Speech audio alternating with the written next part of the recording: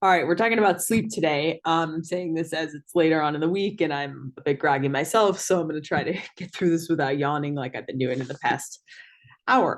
Anyway, so NCAA came out with some interesting recommendations on sleep just based on college athletes. And I think as colleges are starting up, college sports, some are in full swing right now, some are just getting started this week. High schools are starting. I think this is a good topic to visit. This is actually something that we talked about in a lecture that I gave in one of the classes I teach at John Carroll. Um, the NCAA did a couple studies looking at college athletes and sleep, and they noticed that 61% of college athletes would say that they're tired 3 or more times in the past week. I think if you know any college students, you would probably think that that's pretty fitting, depending on their a lot of college students in general, and just people in life, are juggling work schedules. College students are juggling academic schedules. People later in life are juggling other demands. And then anyone who's an athlete on top of that has a training schedule in addition to all of those other things that they need to get done during the day, whether it's studying or work or family or that kind of thing. 42% of college athletes rated their sleep quality as poor. So that's a pretty staggering number. So either you're not getting the quality sleep that you need to recover, even if are up all night and maybe can try to get a few hours of sleep. It's not good quality.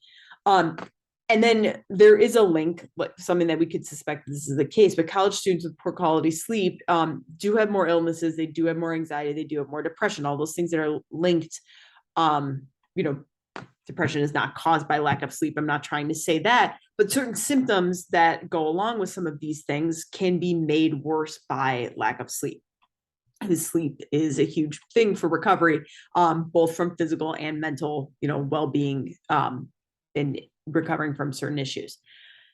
Less than 25% of college athletes actually think of sleep as a recovery tool. I was just giving a talk at a college, and we were talking about, the fancy Normatec boots or the massage guns and all of those things, versus sleep. And, what's the most cost effective?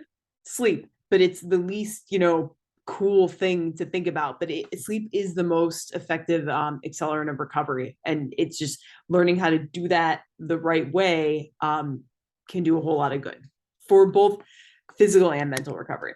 And I've talked about in the past that there's physical load and there's mental load from sports and even from life. And it's important that we address both, and sleep can do that.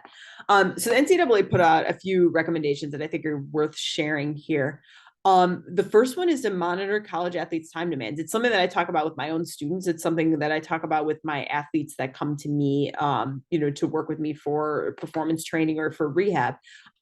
Just trying to prioritize college time demands. Obviously, when you're in college, there's other things, there's social aspects, there's just, the hanging out in your, dorm or in your house kind of thing, but just prioritizing, like if you need to perform and there's a day that you need to be at your best, whether it's an exam or a really big game, making sure that your priorities are straight that day before that game, or even a couple days before.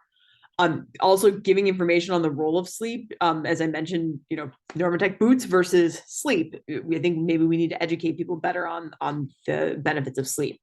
And then things to address sleep barriers, like something we spoke about earlier this week with some college athletes, was one is figuring out a schedule, but also like so later on at night, how do you prepare the body for sleep? So having every light on in your house, does not help your body kind of signal the point that it's ready to start to sleep. So starting to turn down the lights in your house, trying to limit the amount of time that you are on, either watching TV where you're watching a really suspenseful show or that kind of thing, or, after studying, being on social media or whatever it is, giving your body time to kind of relax and kind of ease into sleep.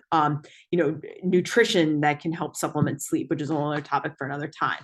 And then the other piece of this is just educating coaches on, strategies for athletes. So whether it's a scheduling thing that they can, maybe tweak the schedule a little bit to help kind of support sleep and recovery, or, whether it's they have an athlete that is having trouble sleeping and trying to know what resources to use to kind of help them. So again, I think these recommendations are important from the NCAA in terms of like college athletes, but I think the same can be applied to elite athletes. I think the same can be applied to adults who are training and trying to juggle, their training with life demands as well. So thanks. See y'all next week.